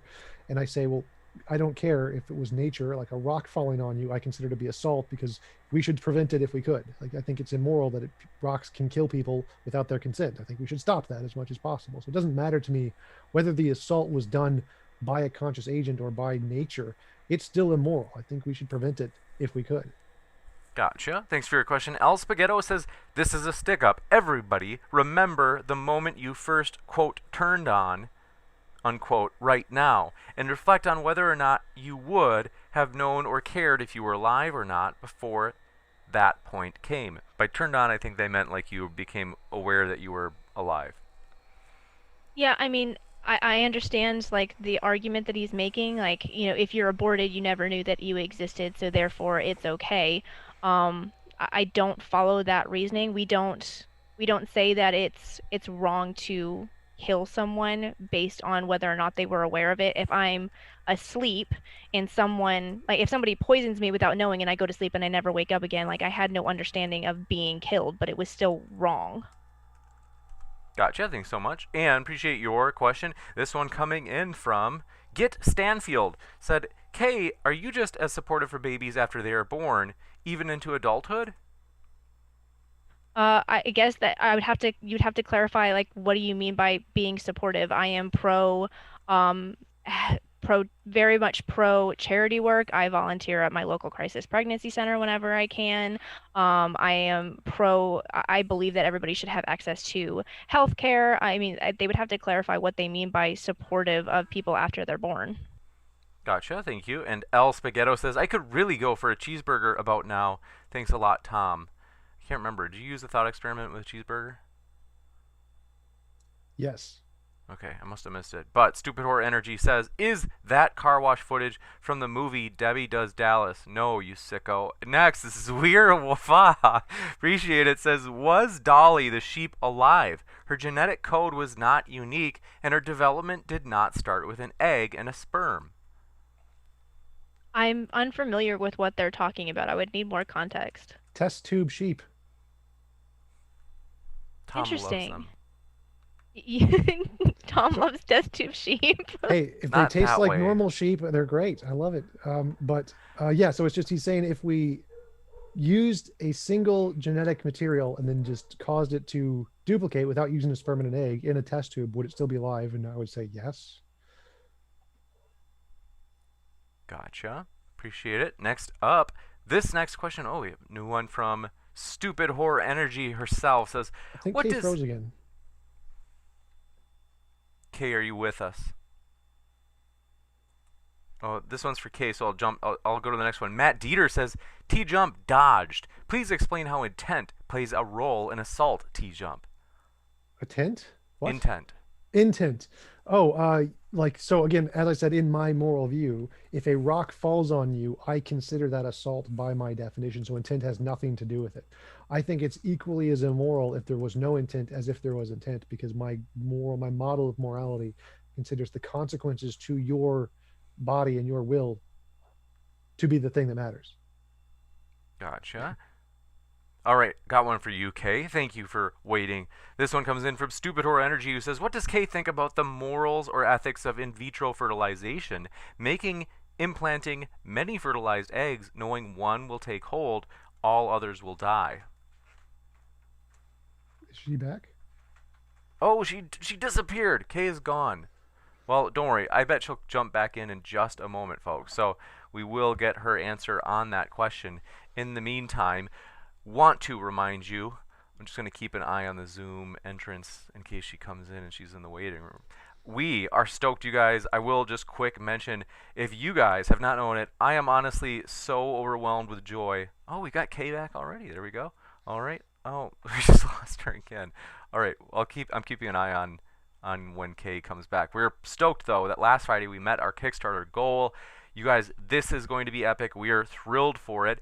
And so if you would like to watch this debate live next week, this one, as we are trying to take bigger risks, trying to get bigger speakers, Dr. Michael Shermer, for example, being a New York Times author, as well as the founder of Skeptic Magazine. And I could go on and on about his credentials, but this one is going to be an epic one, so highly want to encourage you to tune in next Friday. The Kickstarter for it ends on Thursday. So if you want to watch it live, folks, highly encourage you. It's by Thursday at noon that you'd have to pledge, and we thank you for those of you who have already supported that. As you can see on the right, we've already reached our goal. We're going for the new stretch goal of 3,000, and we're at about 82%. I think we can do it, folks. I'm pumped about it, and we're going to make it.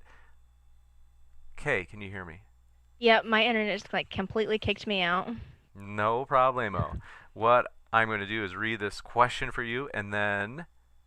So Matt Dieter says... No, that's... Stupid or Energy says, what does Kay think about the morals or ethics of in vitro fertilization? Namely, making or implanting many fertilized eggs, knowing that one will take, and yet all others will die. Fun fact, I actually, I'm in the middle of going through my third round of egg donation. I think that in vitro fertilization is an amazing thing. It's a technological advancement that allows women that really, really want to get pregnant that otherwise would not be able to get pregnant. It allows them the chance to do so, and the clinic that I go to do my egg donation actually has a great program where the eggs that are fertilized that are not used are then donated to women that can't afford in vitro fertilization, so that they have the option of pretty much adopting that embryo. I view the moral argument against in vitro fertilization because some of the eggs might not implant the same way that I view miscarriage. It's an unfortunate reality.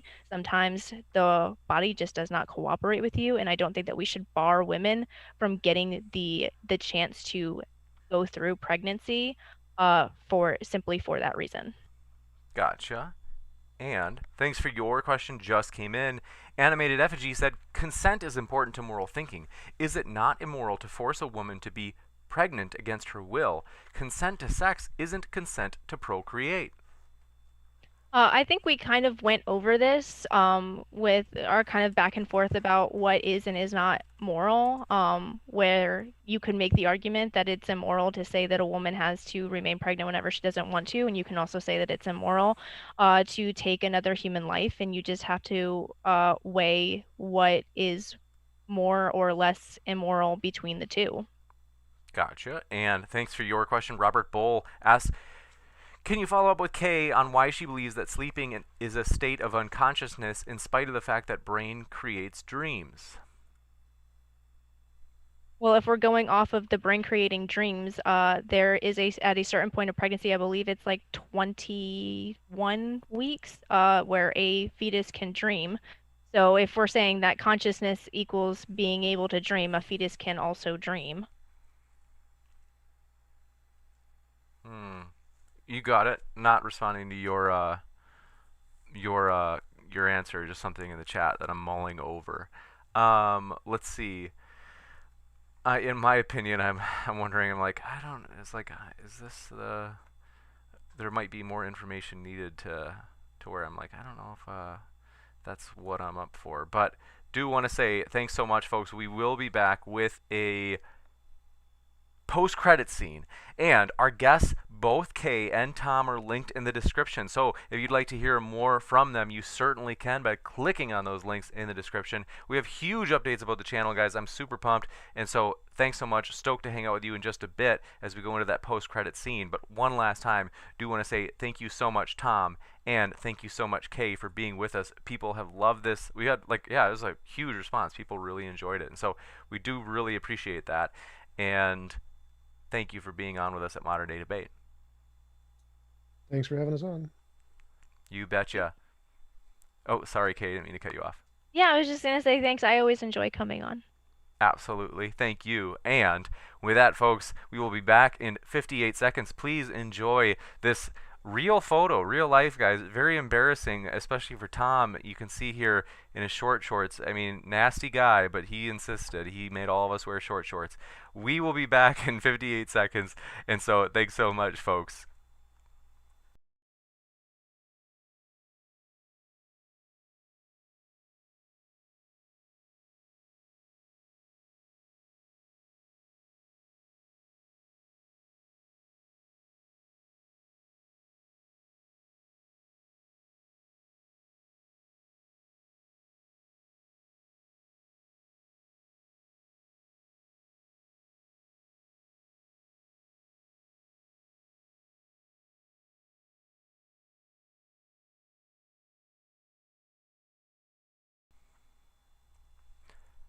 Stoked, you guys. Really pumped up. That was a total blast. We love both TJump and Kay. We really do appreciate them, and so they are indeed linked in the description. Updates that I want to give you is that it looks more and more like the Kickstarter goal will be for the purpose, or I should say the stretch goal, as we're stoked. Thank you so much for your guys' support. I'm honestly so pumped, is that it's likely that the goal is the stretch goal, that extra funding or pledges that we have come in for that will be used for a trip to the Atheist Experience Studio to have another live debate with Matt, probably sometime in the spring. I don't think it's going to be the winter at all. I don't know for sure it'll even be the spring. It could be like summer, but I'm pretty sure by summer, I'm pretty sure like restrictions will allow for it, and maybe earlier. So do want to say thank you so much, you guys, for your support. I am honestly just pumped up about the fact that that is doing so well. But yes, we absolutely will. We really will.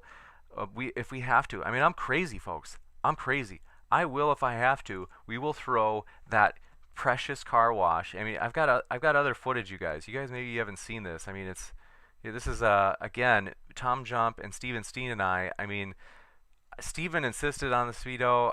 Tom is wearing a pirate costume, but hey, you know what? I'm not one to judge. And so we are pumped, though, you guys. Want to say thank you guys so much for all of your positivity. I was telling someone the other day, I was like, I'm just amazed at how much positivity there is in the live chat, and so we appreciate that. It really does mean a lot.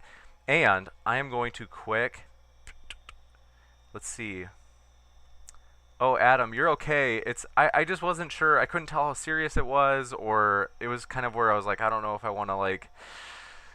This one's a pretty hefty like charge, you could say. And so I was like, I don't know if I get the joke or if it's serious or what. So no, Adam, no hard feelings, no worries about that. And yes, I am going to put that Kickstarter link in the description. So here's the deal. If you're new to this, you guys, I know that it might be confusing. You're like, James, I don't get it. Why is it like this? Because, you know, this debate between Michael Shermer and Inspiring Philosophy on whether or not Christianity is dangerous, what's the difference with this? Why is it like this? What I'm saying is, to watch it live, it's only $3, folks. So this is one that you won't see it on the YouTube page. In other words, like, I'm going to send everybody a link through Kickstarter, or if you're one of our patrons, don't sign up for the Kickstarter, because if you're one of our patrons, you're already going to get a link to watch this live. If you really want to do the Kickstarter, like, cool, thank you. But want to let you know, though, we are super excited about this debate. And you guys might be wondering, well, James, but why do we have to pay $3, though? I'm still, maybe you're like, I don't want to pay anything at all. Like, I understand that. But here's the reason.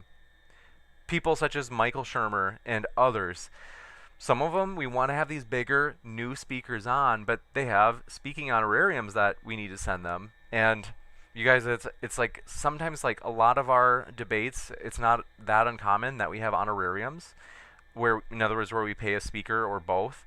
And sometimes we lose money on it, but it's okay because we have other debates where we have super chats and things like that. And at the same time, when we want to have a really big person on and these honorariums get bigger, it's like, well, if we just ask everybody to pitch in $3, it's like the price of a cup of coffee. If everybody puts in $3, it allows us to take that risk of paying these bigger honorariums. And so that is basically the reason. Is this is an honorarium that we've never gone to this big for a single honorarium in particular, and that's okay. We trust that it's worth it. A worker is worth their wages. Like, these guys are pretty famous. I mean, Michael Shermer, founder of Skeptic Magazine, that's a big deal. I'm sure he gets offers to come all over the place in terms of debates and stuff like that. And so we are really excited. And thank you, Robert, saying, James, good to see you. Check your Facebook. I definitely will, Robert. I appreciate that, buddy. And thanks for showing up at the debate. It's good to see you.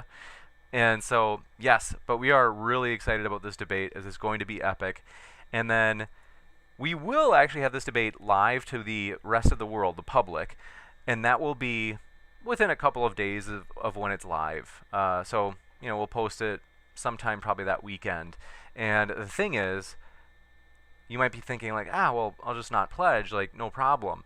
And, I can just watch it for free afterwards. And it's like, well, actually now it's guaranteed that we're going to have it. But so we've met the goal. So it is true that you can do that. But I do want to encourage you is that we are kind of testing to see how successful this Kickstarter strategy works. And if a lot of people, so right now I'm excited that we've got about 104 backers, which is really cool. And we want to see how well can this work, because if it can work well, and we see, oh, wow, it got 200 instead. So if we keep getting more backers, that gives us an idea of whether or not this is going to be effective for having bigger debaters in the future. And so that's why I would highly encourage you to jump on this. And that Kickstarter link, if I have not already put it, I'm just going to throw it in the live chat right now. And so that Kickstarter link is in the live chat right now, folks. And so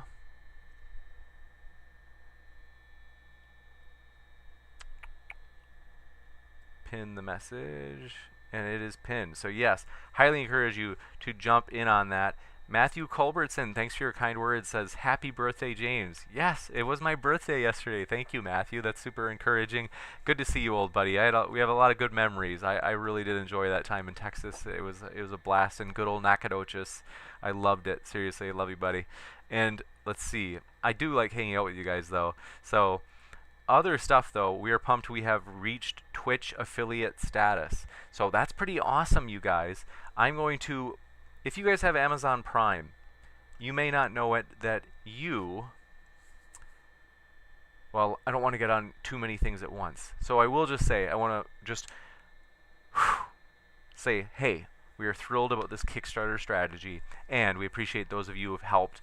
Means a lot. And if you want to see other debates in the future, because maybe you're like, nah, this one, like, nah, who cares? You're like, but let's say you want to see other debates in the future, big ones. Well, then that is epic, and it helps us to see that this Kickstarter strategy can work if you're willing to say, yeah, sure, like $3, price of a cup of coffee. And so, yes, do like hanging out with you guys. But yeah, Matthew Culbertson, good to see you as well, buddy. So yeah, it's funny is those Robert Bowl, who is in the live chat, lived with him. We didn't live together per se, but we went to the same program and interacted regularly at Texas Tech, so that's West Texas. And then Matthew Culbertson was it maybe a few months later, I got to meet you in East Texas, and so it's neat to see friends from all over the place. I didn't mean to pin that message. That's embarrassing. But yes, it was my birthday yesterday. I'm still young and hip. I mean, come on, guys. But yes, thank you, Stupid Horror Energy. Good to see you again, as always, you crazy kook. Tracy Yates, our true regular here. We do appreciate you being here. Thanks for hanging out. Tuss Beatbox, appreciate it. And then, oh, and the Twitch chat. So sorry, guys. I'm honestly getting used to this still. Xanos Carthage, thanks for hanging out with us. I see you there in the Twitch chat. And thank you, Massive Robertson, for hanging out with us there in the Twitch chat as well as Poor Lucy. Who else have we got in here? Let's see. Ms. Metal, are you still there? But yeah, we do appreciate your support on Twitch. So yeah, that's pretty hip, pretty dank. And who else have we got in the live chat on YouTube? Travis Statham, I hope you're doing well. Says, I've been high the last decade. That's a long time. But Adam Albilia, good to see you, says, because I'm high. So highly possible I'm way off. You're high too. It's all right. We're glad you're here. It's let's see. D. Ross says a person has an option to kill them. Oh, it's still carrying on the debate. I appreciate you've got, what's the word I'm looking for? You've got a lot of fortitude, a lot of stamina. Appreciate that. Stupid Horror Energy says she's gonna lose her wrench. She might. What are you doing, Stupid Horror Energy? What are you saying? And Rachel S., thanks for hanging out with us. I don't know if I've seen you here before. If you've been here before, cool. Glad you're back. And if it's your first time, well, we're glad you're here. We really do hope you feel welcome, folks. No matter what walk of life you're from, we are totally serious. We do really want you to feel welcome. So, Key Prior Mandopin says, I could go a steak and eggs right now. Oh, yeah. I got to have an omelet this morning, a meat omelet. It was amazing. So yeah, I really enjoyed it. And yeah, I'm pumped though, you guys. Tell me how your guys' lives are going though. Let's catch up. Let's see. Stupid Horror Energy says I'm drunk. Huh. What you don't say. Okay, and then Atheist, what is this? Atheist Destroyer. Glad you're here. Hope you're doing well. Let's see. And then I love you guys troll each other even with your names. So we've got names on both sides that you guys troll each other. It's like atheists and Christians trolling each other. But maybe you're not a Christian, but that's my guess at least. And then correct me if I'm wrong. Happy belated birthday, James. Thanks you. I appreciate that, friend. That means a lot. Stephen M. Hawley says, happy birthday, James. Thank you, Stephen. That's cool. Appreciate it. And then... Stupid Horror Energy said you're a kook in the most loving way possible. Flat Earth Rossi Roscoe, I'm really embarrassed. I'm so sorry. Said I wouldn't mind getting $3 for every time I appeared. I'm so sorry, bro. I did not. I'm so sorry. It was an accident. I didn't ask your question at TJump, and I'm so sorry that I didn't do that. He asked and I should have because we had time. I could have just squeezed it in really quick. He wants to debate. You want to debate TJump on whether or not space exists. Well, we've had weirder debates, so sure, why not? But I'll ask Tom. Let me ask him right now, just so you know that I'm serious. And we'll maybe like by the end of the month we could do that. Let's see here. The future is here. I'm pumped. Flat Earth Rosky, Flat Earth Aussie, good old Flat Earth Aussie Roscoe wants a piece of good old Tom Jump. Well, we can make that happen, Flat Earth Aussie. Let me just ask him. So, I don't know if he'll respond right now, but I'll let you know if he does. Big Tom Jump has a big debate coming up on the 13th too, so that's 10 days from now. Do you want to debate Flat Earth Aussie on whether space is fake? Jeez. What has my life come to? Just kidding. All right, and then, but yeah, we're pumped, you guys. Amazing, Tuss Beatbox says. I couldn't agree more. So much amazing. And ASDF says, thanks for this debate, by the way. Thanks, friend. I appreciate it. I'm so glad you enjoyed it. That means a lot. And let's see. It's true, yes. Stupid Horror Energy, we say her name a lot around here. She's always here. Kia Star 67 said, how was the debate? I thought it was a great debate. We had, I think it was like close to 500, I think we maybe even had over 500 people watching for a while, so there's definitely interest. And also, yeah, this debate I'm sure we'll get, like, my guess is maybe 10,000. TJump debates have been doing like really well lately. They've been getting a lot of average watch time spans, and that usually is a good proxy for guessing like how many views it'll get. So people are apparently enjoying listening to old TJump. That or they hate him. But it's like, oh, who knows? I don't know. But they love to hate him. I don't know. Stripper Liquor said Pascal's wager is poop. From oh, you guys, I'm pumped about this. Let me show you this. If you haven't seen it already, I gotta go in a minute because this is my last night with my host, you guys. This is the last night for at least until summer, because I'm visiting family and friends in Wisconsin. It's the last time you'll see me in the bunker. So I love living here. I love it, and it is cool in a cool way. It looks like a bunker. I like that. Clinton Rosh says beta. Appreciate that. And let's see, where'd you go? And Rachel S says first time I caught a live debate, super fun. Thanks. Appreciate that, Rachel. That means a lot. And Cotton Hill says Stephen M. Hawley, would you kill a world full of Ted Bundys? Interesting. You guys are still going on with the philosophy debates. And that's something that I'm like, we are moving in the direction of philosophy. I think that's probably, it's just my background. So that's what, when I got my, so I mentioned Robert Bowl, the person in the chat earlier.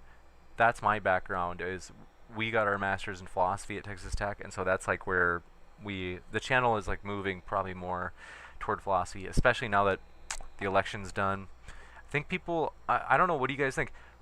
I've noticed that our election debates, the average watch time, people aren't watching them as long, and that is usually views correlate with watch time, and so those aren't really getting a lot of interest, and so we're like, we're gonna probably shelf political debates for a while, is they're just not getting too many views, which is kind of weird. And Tracy Yates says, thank you, you have some great debates, and I'm sure your channel will keep on growing. Happy New Year. Thank you for your kind words, Tracy Yates. Appreciate that. And let's see here. I gotta shave. But let's see. Stripper Liquor says, I'm still in heavy isolation with virtually no human contact. Oh, and happy birthday. Oh, I didn't... Are you saying that you're in heavy isolation? I'm sorry to hear that. I hope things get better. That's not easy. And Minnie Goo says, but thank you for wishing me happy birthday. I appreciate it. Minnie Goo says, you close so soon after a great question about artificial insemination. No chance for follow-up. Sorry about that, Minnie Goo. We can work on that. And no stupid whore energy. Samuel Adams is not my favorite beer. I prefer Natty Light. Natural Light. I'm a basic bro. I just want, like, I'm not looking for anything fancy. And then Tuss Beatbox says, I'm lost in my Minecraft mine. And good to know. Let's see. This one comes in from El Spaghetto says, I'm in favor of that debate, LOL. Atheist Destroyer says, life begins at conception. Protect all life. They're still on the debate topic, so I'm sure there are plenty of peeps in here still debating. Let's see. STRDST, thanks for your kind words, said hello, hope it went well, happy birthday. Thank you, appreciate that. I am excited to be, I'm amazed and like shocked also to be 34 years old, you guys. Isn't that crazy? I'm like, when you're 24, you're like, wow, I've got so much of my life ahead of me. I was like, I'm young, there's not really, you're carefree about, but now I'm like, I'm 34. I mean, that theoretically it could be, like pushing against, what's the median life expectancy? I think it's like 79, 80. So I mean, yeah, it's like, I'm not really, I can't say I'm young anymore, unless I live to be 100, and it's pretty young. So hey, I mean, if you think about it that way. Flat Earth Asky Roscoe says, hey, cool, thanks, James. That reminds me, I did say I was going to ask TJump for you. Let me just go over here. Say, hey, TJump. He's probably going to say no. But let's see. He hasn't answered yet. But yeah, I'm pumped, you guys. Have you guys ever seen the movie Collision? If you search for that documentary with Christopher Hitchens and, what was his name? Pastor Douglas Wilson, it is free on Facebook right now. You guys, you gotta find it. Google that debate, Collision debate, and Google will pull up some of like the videos of it that you can watch. There's another one on documentary tube, I think. And so, Stupid Or Energy's right. I do shave my legs like every day. Very embarrassing. Not really. Kia Star 67 says, Texas Tech, my mom died a few hours ago of COVID-19 and went there in the 50s. I miss her already. Please wear your masks. Kia Star, I am so sorry to hear that. I am like, wow, I'm so sorry. Like, we are totally here for you. I can't believe it. I'm just like, my heart goes out to you. I am sincerely sorry for your loss. That is like, I'm just so sorry. So I really do hope you're, I don't know what to say other than I'm so sorry for your loss. We are here for you. I hope you know that you're welcome here, and we hear you, and we care about you. I don't care what worldview you are, what walk of life you're from. I hope you know that we really do care about you. I'm so sorry to hear about that, Kia. I think that's your name, yeah, maybe Kias, but I'm guessing it's Kia, maybe. But we really do, we feel for you. So I'm so sorry to hear that you lost your mom today. We're totally here, and yeah, my heart goes out to you.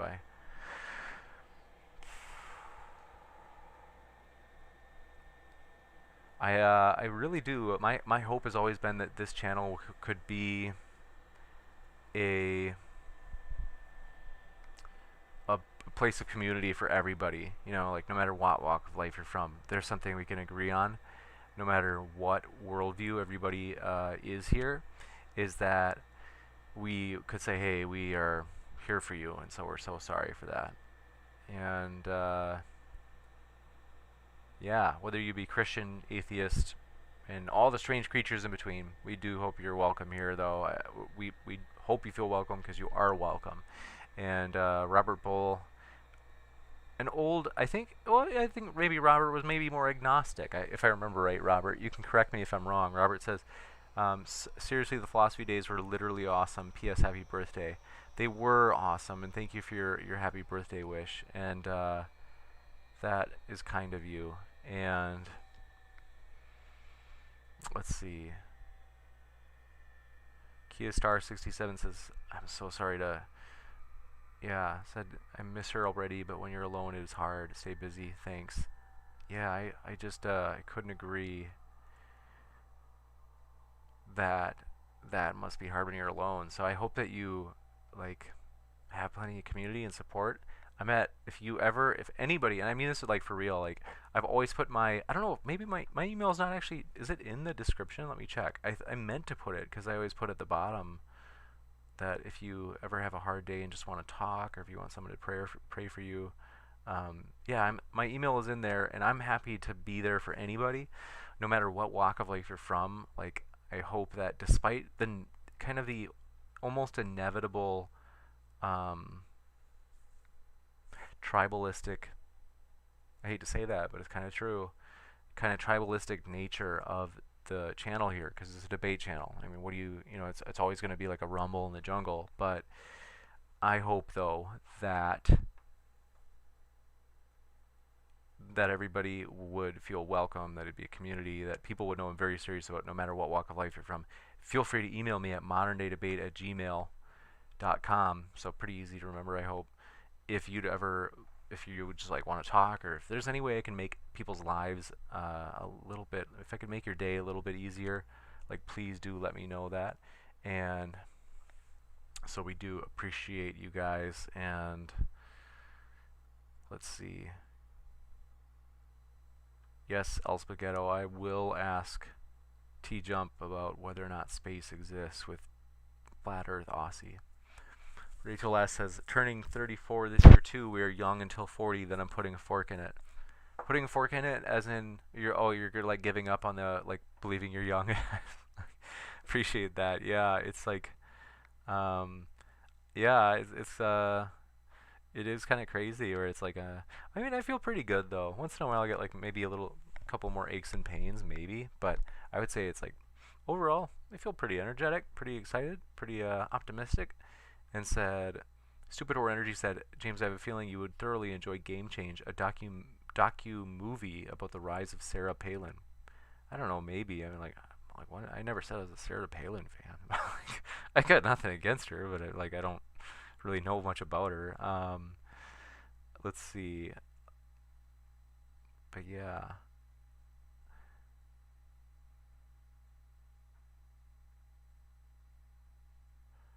So Colossus asked, "Are you going to do another veganism debate?" We probably will. We're supposed to next Wednesday have a debate on Twitter.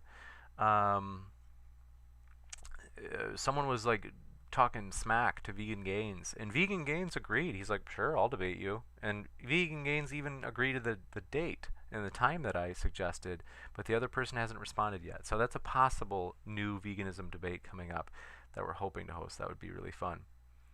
Pro-social pessimist says exactly, being healthy and fit feels the same whether you're 20 or 40, assuming no other diseases or injuries affect your mobility or sense of well-being. Interesting. And let's see. Who said ooga booga? That had to be boiled pizza, or Mank Deems as he likes to call himself. Robert Bull says, James, I can be very abstruse about religion. I'm a Buddhist Hindu mix. You might like Brenton. Big Brain Brenton. I love him. He's my boy. It was boiled pizza that was saying ooga booga. Flat Earth Aussie Roscoe is still pushing the idea that space doesn't exist. Well, what are you going to do? Megan Satanis says, I'm 40, by the way. I wouldn't say don't put a fork in it until you're 50. Yeah, that's the trick. I feel like everybody, they're like, I still feel like when I'm like 40, I'm like, I still feel like, you know, I don't feel old. Like feel fine. And I like that. That's good to know. And Stupid or Energy says, you should see how they tried to prep her for the debates. It was hilarious. That'd be interesting. I can't remember what she was debating on. Was she somebody's vice president? Worldview Detective said, what's your favorite debate on the channel? It probably is the one with Matt Dillahunty and Mike Jones. I love that debate. Not just because it's got the best reception, but because I think it was a great debate. It was a quality debate. Everything about it was quality. That debate was just phenomenal. It was quality in terms of like the tech and the video and all that, and so that was just a fun one. I really did enjoy that. And then, but yeah, I also love to travel here and there. Sometimes I get a little tired to travel, but I usually like it. It's and I think I travel a pretty good amount, so it's like I think I like it. As long as it's not too much. Stephen M. Hawley says, I'm about to turn 52 and I'm getting fitter and healthier and more athletic than ever. Good for you. That's great news. That's encouraging. And Stupid or Energy says, I'm out pace. That must be the new cool way to say it. But yes, we're stoked, guys. Thanks so much for your support. Really excited, you guys, as this debate next Friday night. Hope you are there making it to the party, as it's going to be a total blast, you guys. I think we had like two more people jump into the Kickstarter. So thank you guys so much. As you're seeing on your screen, that debate will be on Friday the 8th of January. So that's only 5 days away. But remember, the Kickstarter closes on Thursday and we're basically on Monday. So that means you pretty much only have a little over 3 full days, I think. So you have about 3 days that you can still sign up for this Kickstarter. And one thing I'll just mention to you guys, where is this? There it is. No, not the Speedo. Okay, 2 seconds. The one I was going to show you was, oh yeah, you guys might be like, well, I don't want to, sign in for a Kickstarter account. That's just kind of lame, man. That's okay. Don't worry about it. I understand. One cool thing is you can sign in with your Facebook. So just want to let you know, if you're kind of like, it's another hurdle, it's like stopping me from joining the party next Friday, is that it's going to be a party, you guys. This coming Friday, it's going to be a party. It's going to be epic. You don't want to miss it. And so I would say, highly encourage you, just $3. It's going to be a lot of fun. And like I said, it helps support the channel as we are trying to have newer, bigger hosts on. If you guys want to have people like Thunderfoot and Sam Harris, Jordan Peterson, you name it, William Lane Craig, like all of these big time players in the game. Well, that's something we'd love to do, and so this Kickstarter is kind of a way of, we're testing it. We're basically saying, hey, this is possibly a way that we can do big things in the future. And the only reason, or I should say one of the big reasons, is we're thinking about the future. And I want to show you this in case you haven't seen, you guys, is that this is like pretty, it's cheap, homies. And we did that on purpose because we were like, hey, we want to make this as cheap as possible. And so what I mean by that is, if you look at the top left of your screen, it's just $3 to watch it live, and it helps fund the event as well as events like it in the future. It also helps promote. So, you know, for $6 you can throw in an extra 3. That helps us promote it, as right now we're running a lot of ads on YouTube, in case you've seen those, by the way. And then on the bottom right, for example, we've got different rewards. So like if you want to have your name in the thank you ticker for this event, that's on the down here. I think we've got 12 backers for that. That's cool. And then, yeah, you guys, I'm pumped for it. But let me just show you the page, because I'm so encouraged by this. It was kind of like, it's grown rapidly. And so I'm going to show you my full Chrome page. Let's see here. Full Chrome, and then pulling up the actual page for the debate. So Chrome. This is an exciting thing. Oh, I think we got another backer. So thank you to whoever just backed as well. I think we've gone up like, yeah, several more. So we do really appreciate that. Whoa, wait a minute, we got like, yeah, and we jumped up a lot. So that's exciting, as we're working our way there. We're getting closer to that goal. And so we are pumped. We appreciate you guys. Let me know, though, the one thing that I want to do for the next one, and this is like super important to me, is I want to know what debates you'd want to see. So like, if you're like, James, I totally want to see so-and-so and versus so-and-so, I think what we'll do is we'll put it up to like a vote and let people vote for potential debates that we would host. And then if we get a lot of people who are like, yeah, I definitely want to see that, well, then we would raise the money for it, and we would say, hey, let's do it. And so we would give you guys like you guys would be in the driver's seat in terms of getting to choose which debates we would be doing in the future. And so we do appreciate you guys. Thank you so much for your support. I do appreciate you. And like I said, I'm totally serious. My email is moderndaydebate@gmail.com. If there's anything I can do to make your day easier, please let me know. We appreciate you guys. We hope you have a great rest of your night or day, depending on where in the world you are. And so, yeah, I'm pumped. I agree. Worldview Detective says Matt Dillahunty versus William Lane Craig would be so cool. I definitely agree. That would be epic. And I'm trying to think of, what was I going to say? I was going to share something interesting. I can't remember what it was. But yeah, thank you guys. I hope that feel free to share something with me. If you got feedback for the channel, you can also email me at moderndaydebate@gmail.com, as we are always open to feedback. We want to improve, and we appreciate that feedback. So thanks so much, folks. We will see you tomorrow night. You guys, whoa, you guys, let me show you this last thing. I know, because I've said that 100 times, but you have to make this. This one, it is going to be live. It's open to the public, and so we want to let you know that you definitely, folks, you really should make this. It's going to be beyond huge. So Matt Dillahunty will be on tomorrow night, and it's going to be epic. It's going to be with Sal, and so you guys it's going to be on Pascal's Wager. That debate will be epic. That's tomorrow. Oh wait, I wasn't even showing it to you guys here. So this debate that you're seeing on your screen, Pascal's Wager, tomorrow night, that will be here at 9 p.m. Eastern. And that one, there's no Kickstarter for it or anything, and so we are pumped for it. Please make it to this debate. You don't want to miss this party, you guys. You don't want to miss it. It's going to be amazing. And so thank you guys for that. And with that, we appreciate you. Thanks for your kind words. Adam Albilia says, as always, thanks for your time. Thank you, Adam. I appreciate your positivity. That really does mean a lot. I love it. Just the positivity and the encouragement that people are doing means a ton. Flat Earth Oski Roscoe says, why can't I use PayPal? That's a good question. So I know that some people don't like Kickstarter, and we're going to work on that for the next time, because some people are just like, yeah, I don't like Kickstarter, or I don't like Indiegogo, whatever. But we do have a PayPal link, Flat Earther Aussie Roscoe. And so that is on our main YouTube page if you really want to do that. Otherwise, Flat Earth Aussie, we do have a Patreon. If you want to, Patreon supporters will also be getting into the event for free with Matt Dillahunt, or what was it, Michael Shermer and IP, or Inspiring Philosophy. So consider becoming a patron as well. And then, let's see, Megan Satana says, I'll back at it. Appreciate. I don't know what you're back at, but good for you at getting back at it. And then we had Armed Cadaver Illustrates. Thanks for your kind words. Said, welcome for support. I love Modern Day Debate. Oh, well, thank you so much. We appreciate that. That really does mean a lot. We do.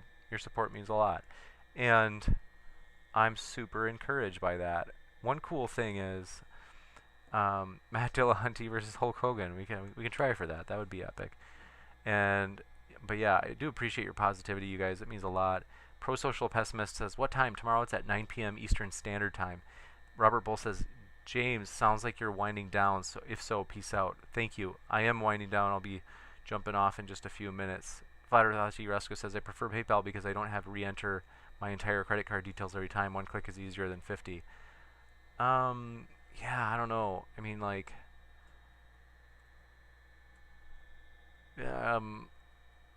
we do at the main, if you go to our main YouTube page, Flat Earth Aussie Roscoe, we do have a PayPal like link there where, and I'll just get it for you. Maybe I'm being lazy. I'll grab this PayPal link, and then if you want to use it, you can. And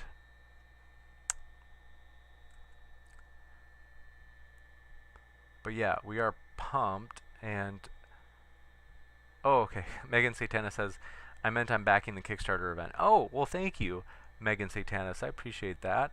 And that's the thing is, I would call you guys out by name, but I'm like, Kickstarter asked me to like not mention the names of people. I'm supposed to like protect people's info. So that's, but I totally appreciate it. The one on stream or on the screen right now, Armed Cadaver, that's going to be 9 p.m. Eastern tomorrow night. So, oh, that's going to be a big one, you guys. I'm seriously, I think this is just going to be, it's gotten a huge reception so far. It's got almost 70 likes, and so that one's definitely going to be a monster one. I think people are really going to be enjoying that, and so we do appreciate that. And oh yeah, Flat Earth Aussie Roscoe, or PayPal. So yeah, I'm going to send you the PayPal link, Flat Earth Aussie Roscoe.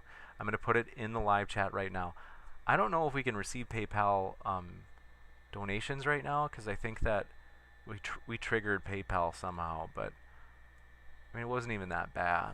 But yeah, actually, Flat Earth Aussie Roscoe, even if you could send like $1 and let me know if it works, you don't have to, but it just, I'm kind of curious if that actually works, since you were asking about the PayPal, because I'm trying to figure out if our if we fixed it. Armed Cadaver Illustrated says, will Cosmic Skeptic come on anytime in the future? I'm about to email Cosmic Skeptic within the next 24 hours, actually, because we have a person who wants to challenge his veganism. And so we are probably going to have Cosmic Skeptic on this month regarding whether or not veganism is morally obligatory. So that should be a fun one with Cosmic Skeptic. It's not confirmed yet. I've got to reach out to him. But Rene Matos Jr. says, what is Pascal's wager? I will let someone else explain it to you, because I've got to run. I wish to explain it, but somebody else in the chat I'm sure can explain it. But in a way, it's kind of like saying, well, what if you're wrong? Like, consider the cost to risk ratio, or I should say the reward to loss ratio, and consider your probability of belief. I mean, it depends on what version they're using. If they're using an older version, it's not even that nuanced per se, but something to that effect. And so a lot of people would argue that it's practically efficacious to believe rather than not. But oh, modern day, thanks Adam for letting me know that I cannot accept payments. Oh, dang, bro. That's good to know. I'm so glad you let me know that.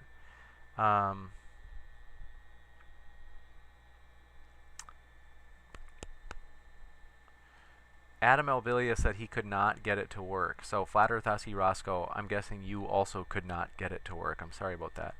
And let's see. Armed Cadaver Illustrates says, have a good night and Happy New Year, James. Thank you. It means a lot.